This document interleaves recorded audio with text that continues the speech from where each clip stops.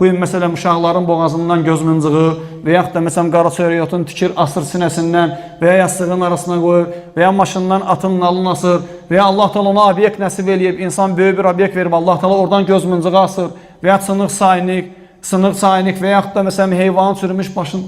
Yəni bu sənə kömək eləyəcək, belə etiqad olar. Sənə o neymətləri verən Allahdan kömək istə. O evladı Allah verib, o qorumağın da özlərinə götürüb. Səni yaradıb ruzunu özlərinə götürüb.